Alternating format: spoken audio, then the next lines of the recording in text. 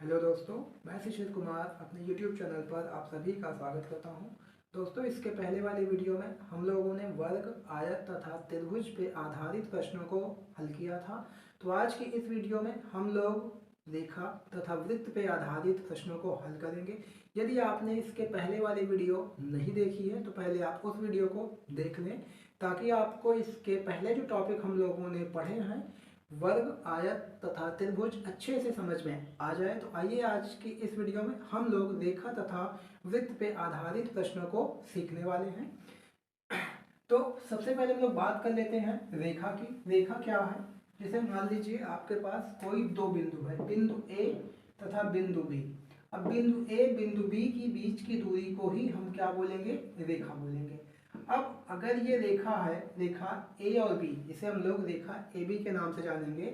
अब जैसे मान लिया जाए कि इसमें कोई बिंदु एक सी, तीसरा बिंदु सी ले लिया जाए, तो अब ऐसा नहीं है कि इसमें रेखा के दो भाग माने जाएंगे। जैसे रेखा AC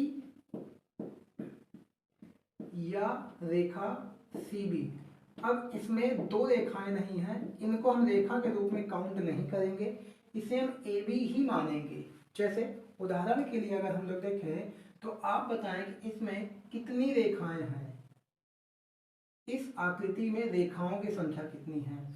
तो अगर इसमें हम लोग रेखाओं की संख्या देखेंगे तो A B C D E F G और H।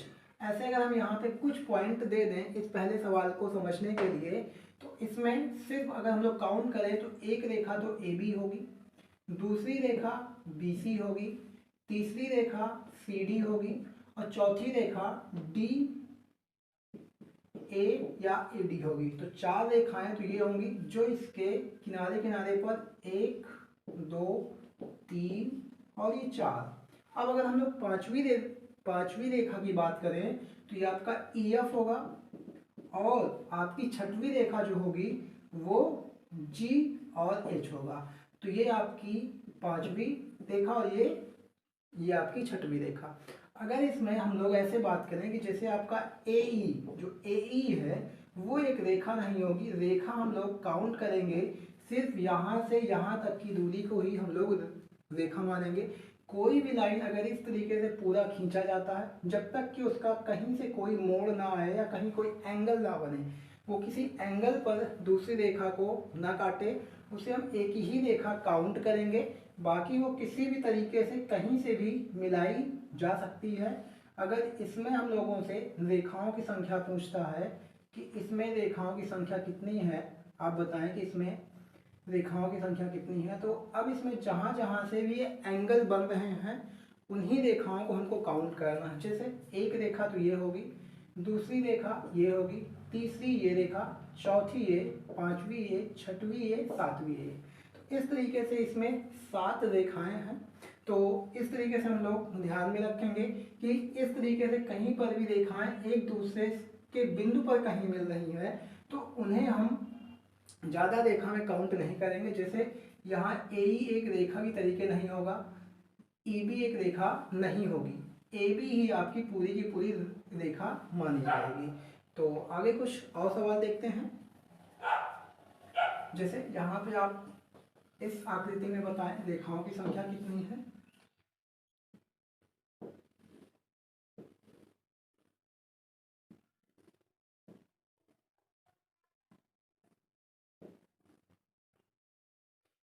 इसमें आपसे पूछा जा सकता है कि इसमें रेखाओं की संख्या कितनी है।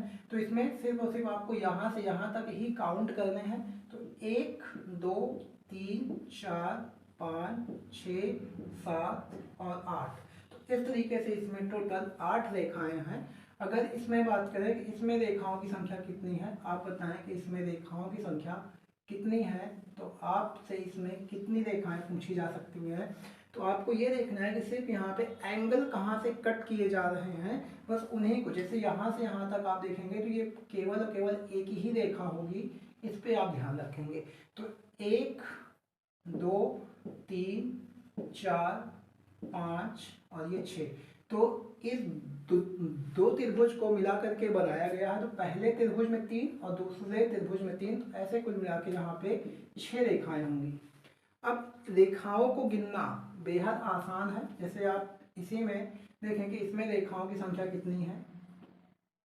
तो रेखाओं की संख्या किसी भी तरीके से काउंट करना काफ़ी आसान है। अब इसमें भी आपसे रेखाओं की संख्या पूछ ले कि इसमें रेखाओं की संख्या कितनी है, तो इसमें भी आप काउंट कर सकते हैं 1 2 3 और फिर आप ऐसे देखेंगे ये आपकी 4, ठीक है, और ये आपका एक 5। तो इसमें रेखाओं की संख्या टोटल है 5, ठीक है। तो इसमें रेखाओं की संख्या 5 है, इसमें रेखाओं की संख्या 7 थी, इसमें रेखाओं की संख्या 6 है, इसमें रेखाओं की संख्या 8 है।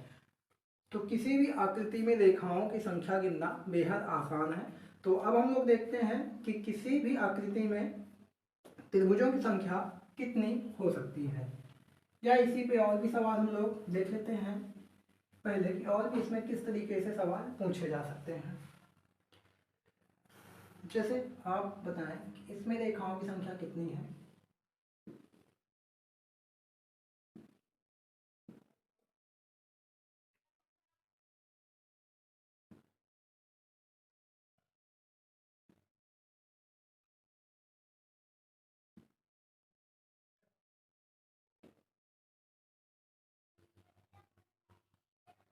इसमें त्रिभुजों की संख्या नहीं, इसमें आपको रेखाओं की संख्या ही बतानी है कि इसमें रेखाओं की संख्या कितनी है।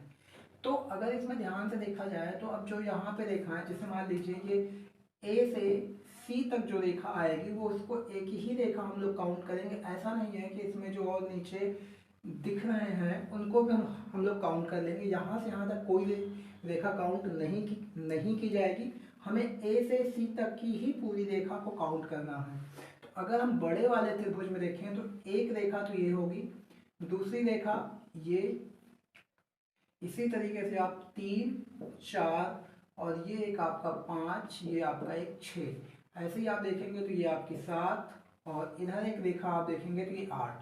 तो इस वाले जो इस तरीके से एक बड़ा बनेगा, इसमें आप देखेंगे तो इसमें कुल मिला के रेखाओं की संख्या होनी चाहिए 8। ये आपकी 1 2 3 4, ये 4 आपकी, और ये आपका इसके अंदर देखेंगे 5 6 7 8, 4 इसके अंदर और 4 इसके बाहर। तो कुल मिला के यहाँ पे रेखाओं की संख्या आपकी हो जाएगी 8। और इस छोटे वाले में देखेंगे तो छोटे वाले में केवल और केवल ये आपकी 4 रेखाएं बनेंगी। तो 8 ये आपका बाहर वाले में और 4 ये आपका छोटे वाले में, 1 2 3 4, जो केवल यहाँ से 1 ये 2 ये 3 और ये 4, तो ऐसी 4 इसमें बनेंगी। तो यहाँ जो टोटल रेखाओं की संख्या 12 आएगा। तो रेखाओं की संख्या किसी भी आकृति में ज्ञात करना बहुत ही आसान है।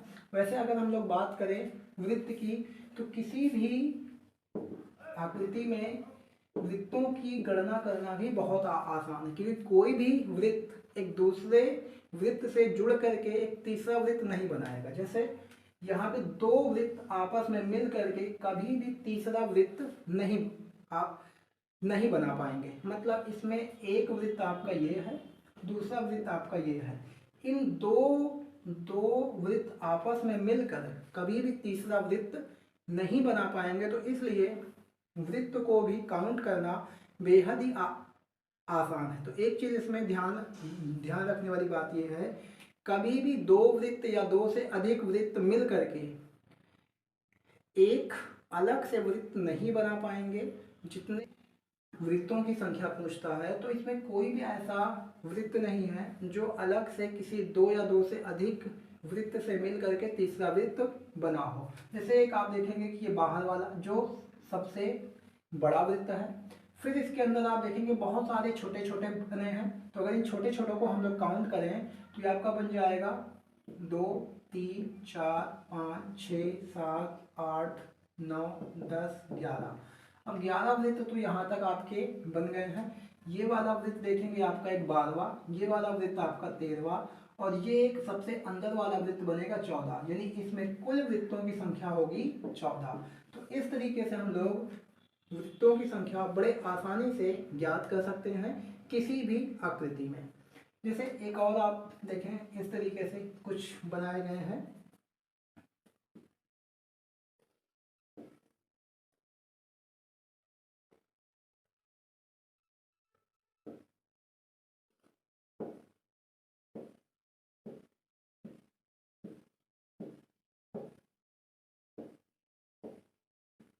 एक आकृति ये बनाई गई, इसमें आपको वृत्तों की संख्या बतानी है। तो सिंपल सी बात है कि ये एक, तो ये बड़ा वाला, दूसरा और तीसरा, ये जो तीनों बड़े बड़े वृत्त दिए गए हैं इनको हम लोग काउंट कर लेते हैं। फिर आप देखेंगे कि इसमें आपका 4, 5, 6, 7, 8, 9, 10, 11, 12, 13। तो इसमें टोटल वृत्तों की संख्या 13 होगी, क्योंकि ये कोई भी ऐसा वृत्त नहीं होगा जो 2 या 2 से अधिक वृत्त से एक तीसरा वृत्त बने। तो इस तरीके से किसी